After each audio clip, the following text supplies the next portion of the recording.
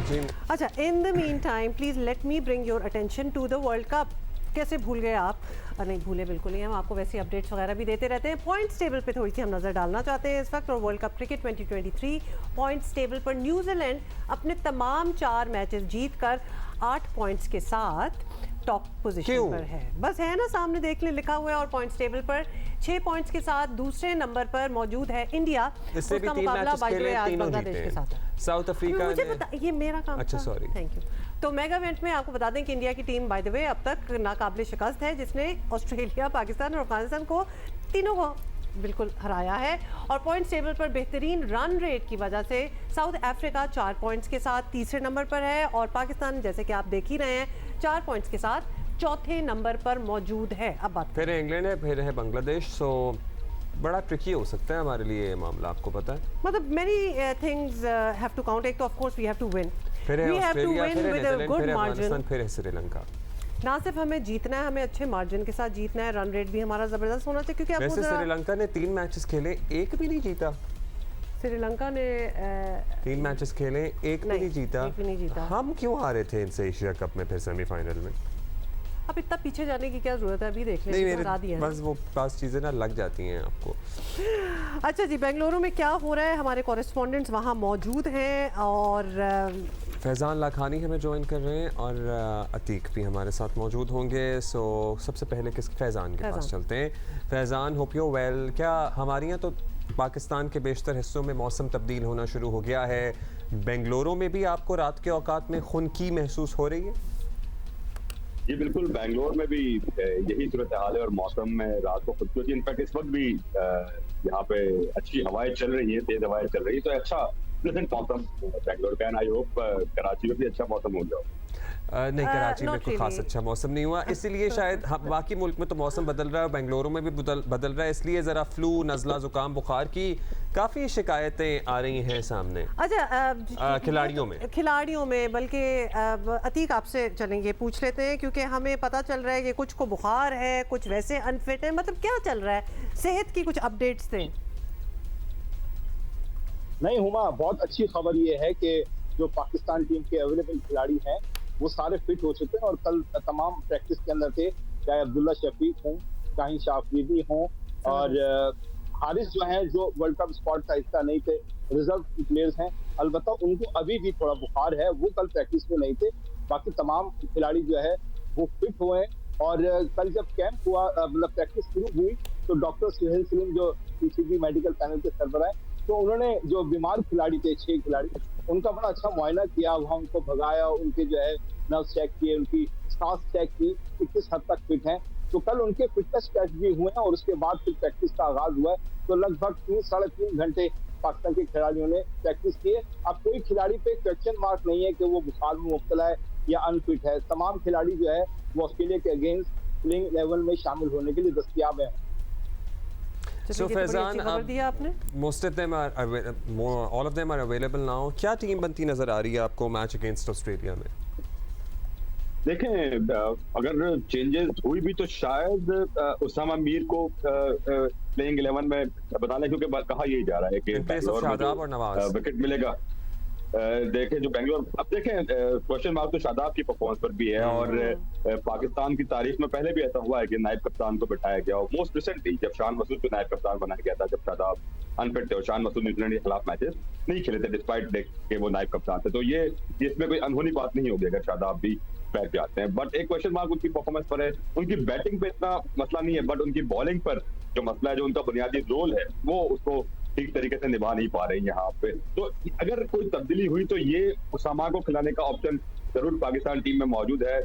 फखर को भी शायद मौका दिया जा सकता है, बट ये देखना होगा। आज चेक करेंगे कि अब्दुल्ला ने कितने हद तक अपनी हेल्थ रिगेन कर ली, वो कि कल उन्होंने अपने आप को बिल्कुल साबित किया था और नेट पे बैटिंग भी की थी, लेकिन ऑफ कोर्स बुखार से उठ के आना, फ्लू से उठ के आना, एक थोड़ा नकाहत और कमजोरी आपको रहती ही है चंद दिन।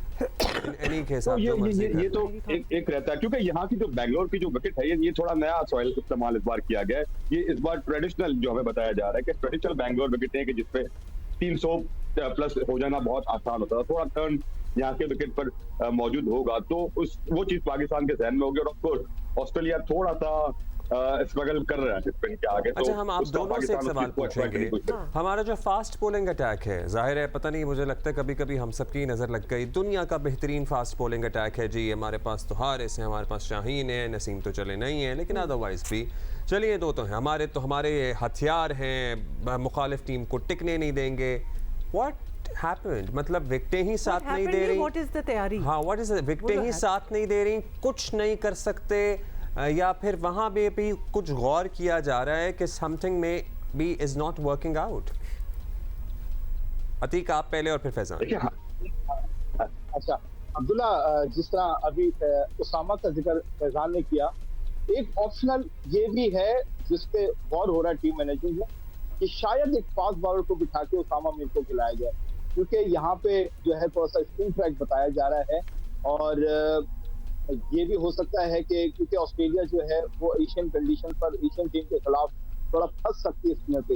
ये ऑप्शन जेरे गौर है, फाइनल नहीं हुआ है, हो सकता है कि एक फास्ट बॉलर को बिठा दें। और जहां तक आपने बात की कि हमारे वो पेस बैटरी जो है वो कहाँ चली गई, और दुनिया इंडिया वाले सब देखना चाहते थे शाहीन शाह अफरीदी की विकेटें, हारिस रऊफ की खड़कती विकेटें। तो शाहीन शाह के मुझे लगता है कि थोड़ा सा हाथ में कोई एक इंजरी है उंगली के अंदर, जिसके बारे में कहा जा रहा है कि वो इस रफ्तार से बॉलिंग नहीं कर पा रहे और फिर थोड़ा सा बीमार भी हो गए। तो शाहीन शाह अफरीदी की तो अपडेट थोड़ी सी है कि शायद उनकी इंजरी है, लेकिन फिर भी यहाँ पे एशियन विकेटों पर शाहीन शाह अफरीदी और हारिस रऊफ का ना चलना जो एक तशवीश तो है, एक सवालिया निशान तो जरूर यहाँ पर मौजूद है, क्योंकि हर कोई इस बारे में बात कर रहा है कि क्यों ये हमारी पेस बैटरी हमारा जो है इतना बड़ा ऑनट्राज है, कोचेस हैं, देख रहे हैं ना वो फैजान से बॉलिंग का तो आप पूछ रहे हैं, बैटिंग के हवाले से भी मतलब अब्दुल रज़ाक हमारे साथ पिछले घंटे में थे, उनका ये कहना था कि फ़खर ज़मान को दोबारा चांस शायद नहीं मिलना चाहिए। तो क्या कहेंगे फैजान, आप बताइएगा, फ़खर ज़मान, इमाम, इनकी क्या तैयारी है? और बॉलिंग वाला स्क्वाड भी, देखिए, वो सवाल भी आपके सामने। हाँ, मैं अब्दुल्ला दोनों की बात करता हूँ। देखिए फ़खर ज़मान हमारे इम्पैक्ट प्लेयर है, ठीक है, अब्दुल रज़ाक हमारे फॉर्मर प्लेयर हैं और उनकी राय काफी अहम है, पर मैं समझता हूँ कि फ़खर ज़मान हमारे इम्पैक्ट प्लेयर है और on his day he can single handedly change any game. तो फ़खर एक इम्पैक्ट प्लेयर है और उनको हम एब्सोल्युटली रूल आउट नहीं कर सकते, उनको हम आगे खिलाना चाहिए और यहाँ की विकेटें हमें आगे जाके ऐसी मिलेंगी जहाँ पे फ़खर का खेलना बनता है और जहाँ फ़खर इम्पैक्ट क्रिएट कर सकते हैं। बाकी रही फास्ट बॉलिंग की बात जो आप कर रहे थे, देखिए हसन अली ने भी परफॉर्म किया है इन विकेटों पे, हाँ, बट ये तशवीश की बात है कि नसीम शाह और हारिस उस तरीके से परफॉर्म क्यों नहीं कर पा रहे जिस तरीके से उनको करना चाहिए। कुछ हद तक कंडीशंस, कुछ कंडीशंस उनको वो साथ नहीं दे रही यहाँ पे, जिस तरह की कंडीशंस में वो परफॉर्म ज्यादा कर सके, ये एक तशवीश की बात जरूर है। बट अभी स्टार्ट है वर्ल्ड कप का, अभी चौथा मैच है पाकिस्तान का, पूरा टूर्नामेंट पड़ा है, तो आई एम श्योर आने वाले मैचेस में हमारी बॉलिंग बैटिंग दोनों अच्छा करेगी। हमारा जो एक्चुअल प्रॉब्लम है, हमारा स्टार्ट भी अच्छा हो जाता है, हमारा फिनिश भी अच्छा हो जाता है, बट जो हमारा मिड फेज ऑफ इनिंग है उसमें हम स्ट्रगल कर जाते हैं, उस चाहे वो बैटिंग हो चाहे बॉलिंग हो, तो मिड फेज ऑफ इनिंग में अब सऊद के आने से बैटिंग में तो वो काफी हद तक वो चीज कवर हो गई है, बट बॉलिंग में भी हमें मिड फेज को देखना है कि जो mid phase of inning while bowling against opponent, वो हम थोड़ा सा उसमें विकेट लेने की एबिलिटी को और बढ़ाए तो पाकिस्तान। अच्छा, और उसके बाद ये भी है कि एक जीतना ही सिर्फ नहीं है, हमें अपना रन रेट को मेंटेन करना है, बिकॉज पॉइंट्स टेबल पे तो वो सारी चीजें मैटर करती हैं। So the idea is not कि हम खेलें और मुश्किलों से या जिस तरह भी हम जीत जाए, अभी हमें मुश्किल से नहीं जीतना है, हमें आसानी से जीतना है। 2019 के वर्ल्ड कप में पाकिस्तान टीम सिर्फ नेट रन रेट की वजह से ही सेमीफाइनल तक ना आ सकी थी, पॉइंट्स पर बराबर थी। आपको याद होगा जो हम पहला मैच वेस्ट इंडीज से हारे थे, बहुत बुरी तरीके से हारे थे नॉटिंघम में 2019 में, हमें अब रोक दिया था, जो हमारा डेंट लगाया था नेट रन रेट को, तो वहाँ तो उसके बाद फिर मसला पड़ गया था। तो ये चीज भी पाकिस्तान को ध्यान में रखना होगा, ये सर्टनली बड़ी इंपॉर्टेंट चीज़ है जो रखना होगी। अच्छा अतीक, आप तो वैसे देख भी रहे हैं, घूम फिर भी रहे हैं, आप इटली क्या था डोसा, बड़ा पाव, ढोकला, इटली नहीं इडली, आपने वैसे इटली का है, मैं इडली कह रही हूँ, और हम इधर भी वही खाते हैं बाय द वे।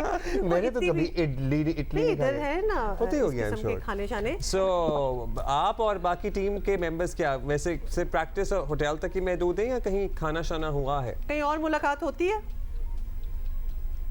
मुलाकात ऐसे इस मीडिया से तो नहीं, लेकिन जो जहाँ तक अब्दुल्ला ने पाकिस्तान टीम की बात की तो बेंगलुरु में एक डिनर तो हो चुका है, इसके अलावा कोई ऐसा टीम का डिनर नहीं हुआ जहाँ सारे खिलाड़ी गए हो बाहर और डिनर किया हो, थोड़ा अपने आप को फ्रेश किया हो। तो प्रैक्टिस तो और होटल ही ज्यादा है और कुछ एंजॉयमेंट होटल में कर लेते हैं, एक दो खिलाड़ी यकीनी तौर पर खुद अपने तौर पर ग्रुप बनाकर गए हैं बाहर, लेकिन ऐसा टीम यूनिट की शक्ल के अंदर सिर्फ एक ही विनर बेंगलुरु के अंदर हुआ है, जो जिस तरह जब यहाँ पर आए थे शुरू के अंदर जिसकी स्टोरी दी भी थी।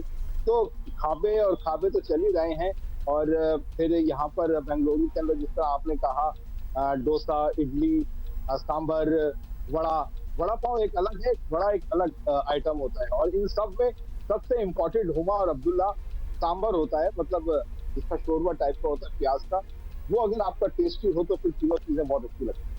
बहुत ही आपकी डिस्क्रिप्शन फैजान सुन के ही सिर्फ हमें मुस्कुराएंगे या कुछ अपनी कंट्रीब्यूशन? नहीं फैजान, आपसे मैंने एक और चीज पूछनी है, बिकॉज हम जरा रिसेप्शन, सांबर की रेसिपी नहीं भाई, सांबर की रेसिपी आप पूछ लें। I want to know the reception for the Pakistani players. देखिए स्टार्ट हुई बात हैदराबाद से, फिर अहमदाबाद, अब बेंगलुरु में है, तो लोगों का क्या रिएक्शन है to the Pakistani team when they are maybe practising, या फिर थोड़ा सा जब डिनर वगैरह हुआ है, कोई मीट एंड ग्रीट टाइप, तो कैसे उनको वेलकम किया?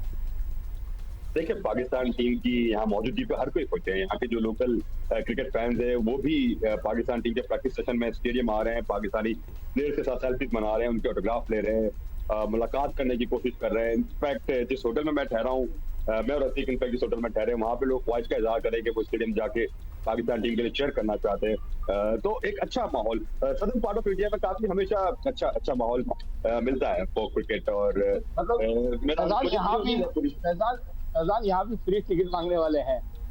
ओ भाई, कल मैं और अतीक बात कर रहे थे रात को जब हम प्रैक्टिस से वापस आ रहे थे कि यार अतीक एक सुकून यहाँ पे कि टिकट मांगने वाला कोई नहीं है। बट आज सुबह मैं नाश्ते पे उतरा तो एक यही की मैनेजमेंट के एक स्टाफ ने कहा कि हम मैच देखना चाहते हैं, तो लेट्स सी अगर हम कुछ अरेंज कर पाए उनके लिए। बट चले कोशिश कर लीजिएगा, लेकिन आप तो खुद मेहमान हैं, आप कहाँ मेजबान हैं? सो आई वंडर कि आप लोग कैसे अरेंज करेंगे। लेकिन चलिए have a great time guys. Abdullah, हम जहाँ जाते हैं लोकल ही हो जाते हैं, लोकल ही हो जाते हैं। हाँ वैसे दैट्स ट्रू, इस तरह तो शायद लोगों को ना पता चले।